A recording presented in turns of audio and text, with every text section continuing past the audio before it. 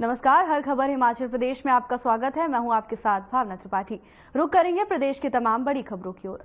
हमीरपुर संसदीय क्षेत्र की बैठक बिलासपुर जिला के घुमारवी में संपन्न हुई, जिसमें मुख्य अतिथि के रूप में केंद्रीय मंत्री अनुराग ठाकुर ने शिरकत की। वहीं केंद्रीय मंत्री अनुराग ठाकुर ने पत्रकारों को संबोधित करते हुए कहा कि विपक्ष की एक बार फिर पोल खुल गई है।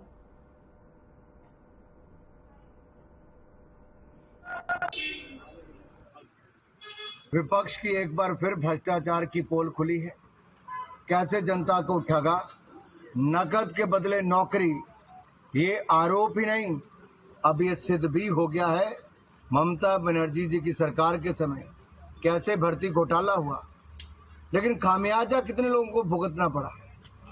लाखों लोगों के साथ भेदभाव हुआ, भ्रष्टाचार हुआ, भाई भतीजावाद हुआ, और अब कोर्ट ने निर्णय दिया है कि 25,753 लोगों की उन नौकरियों को निरस्त किया जाए।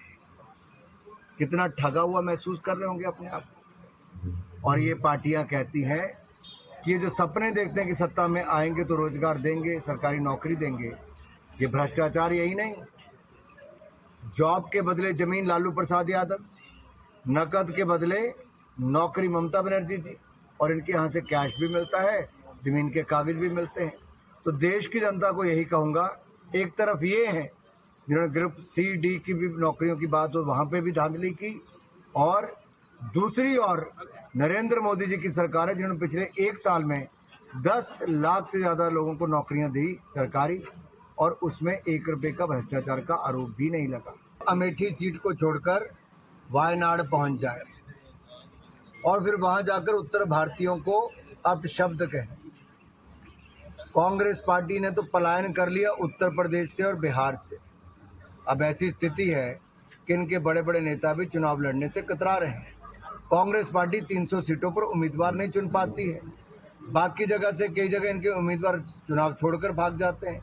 मेरा केवल इतना कहना है, मुद्दों की राजनीति राहुल गांधी जी करें, कांग्रेस पार्टी करे, वो बताए देश के लिए क्या करना चाहते हैं। उनके पास कोई रोड मैप नहीं।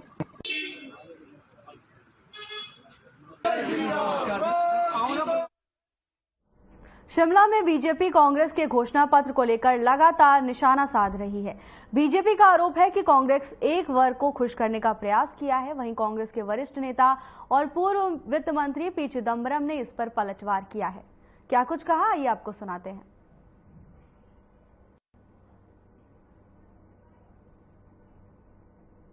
Ask him to point out one paragraph in the manifesto which will lead to the conclusion that we're appeasing any section.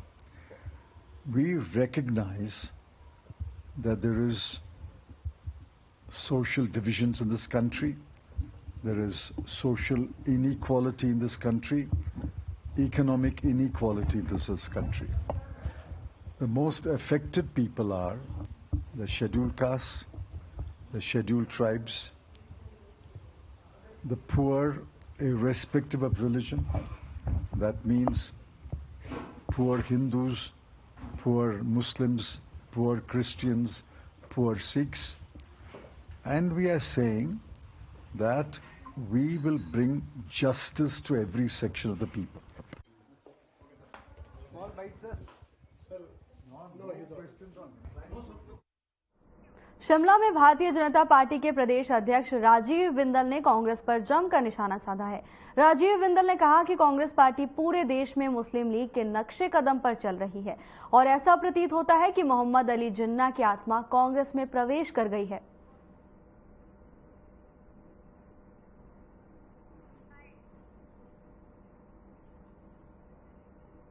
Party का घोषणा पत्र पूरी तरह से एक धर्म विशेष के तुष्टीकरण के साथ भरा पड़ा है और ऐसा प्रतीत होता है कि मोहम्मद अली जिन्ना की आत्मा कहीं ना कहीं कांग्रेस में प्रवेश करती भी दिखाई देती है।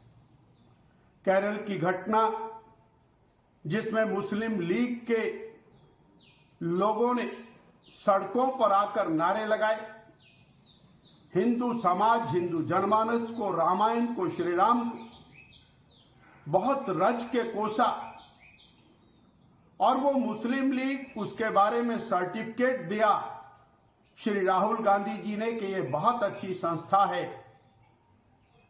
आज देश का प्रत्येक नागरिक ये जानना चाहता है कि उस मुस्लिम लीग के साथ कांग्रेस क्यों खड़ी है जो हिंदू समाज का सरेआम सड़कों पर अपमान कर रहा है, हिंदू समाज को धमका रहा है।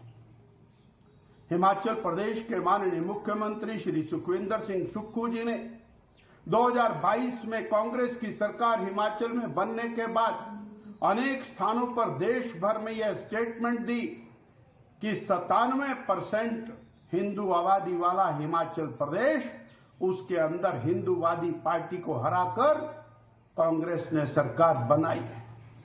आज तक इस बात में कोई स्पष्टीकरण मुख्यमंत्री जी ने नहीं दिया है और वो 97% हिंदुओं को। शिमला में कांग्रेस पार्टी के घोषणा पत्र को लेकर कांग्रेस और बीजेपी में सियासी बयानबाजी जारी है। बता दें कि बीजेपी प्रदेश अध्यक्ष राजीव बिंदल ने घोषणा पत्र को सिर्फ एक वर्ग को खुश करने वाला बताते हुए घोषणा पत्र में जिन्ना की आत्मा घुसने की बात कही है।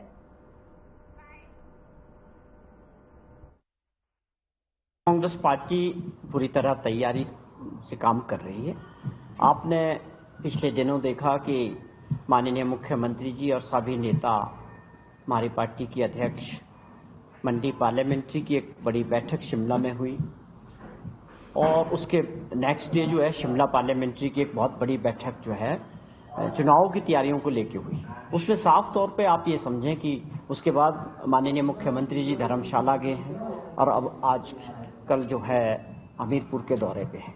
पूरे प्रदेश के अंदर दौरा कर रहे हैं, लोगों से और कार्यकर्ताओं से फीडबैक ले रहे हैं, मिल रहे हैं, उनको चुनाव के लिए टिप्स देने की बात है। और तैयारियों की जो बात है आपने की, कांग्रेस पार्टी के कुछ उम्मीदवार अभी तय होने बाकी है और हमारा जो कार्यकर्ता है ब्लॉक स्तर पे हैं, जितने फ्रंटल ऑर्गेनाइजेशंस हैं, आप महिला कांग्रेस की बात करें, युवा कांग्रेस की बात करें, सेवा दल की बात करें, NSUI की बात करें और जितने दूसरे भी संगठन हैं, सब अपने क्षेत्रों में अपने तरीके से कांग्रेस पार्टी के काम में डटे हुए हैं। किसानों के लिए न्याय। शिमला में भारतीय जनता पार्टी की महिला मोर्चा उपाध्यक्ष डॉक्टर सीमा ठाकुर ने प्रेस वार्ता को संबोधित किया। वहीं उन्होंने कहा कि वर्तमान की सुखविंदर सिंह सुक्खू की सरकार में प्रदेश की महिलाओं की स्थिति खराब है।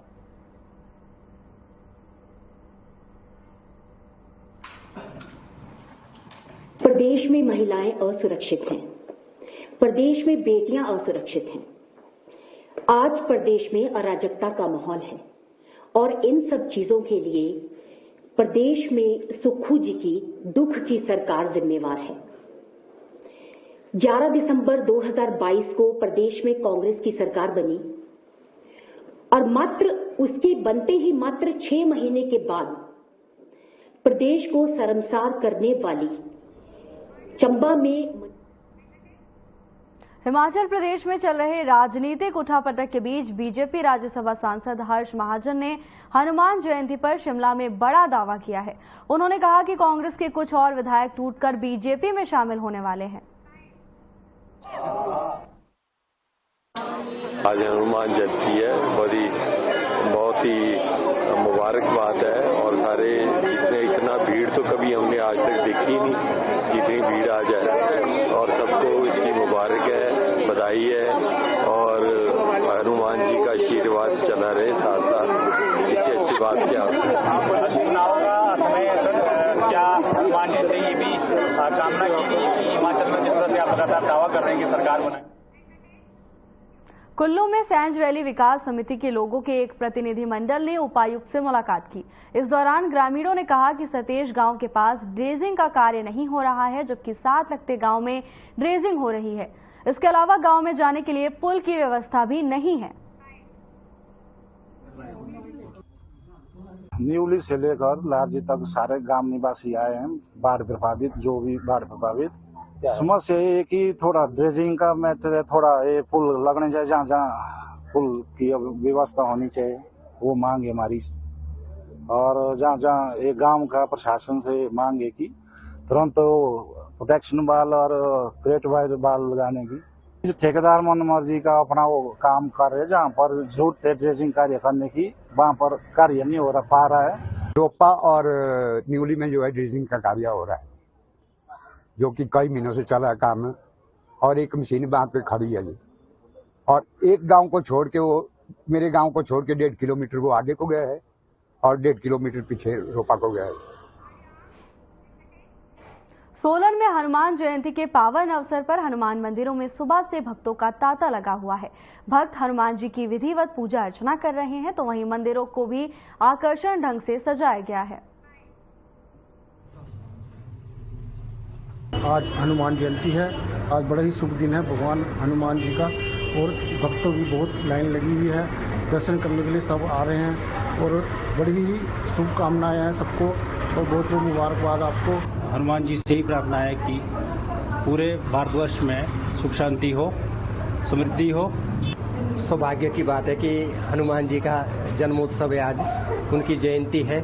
इस अवसर पर हम उनको मन से दुआ करते हैं कि भाई भगवान हनुमान जी यही कृपा रखें, सब पे रखें और आशीर्वाद दे, अपना रक्षा रखें। बस हनुमान जी के दर्शन करने आए हैं और भगवान से यही प्रार्थना करते हैं कि भगवान हनुमान जी हम पर कृपा रखना, सब प्रकार से परिवार को सब ठीक रखना। सब फिलहाल के लिए बस इतना ही। जल्द हाजिर होंगे नई अपडेट्स के साथ। नमस्कार।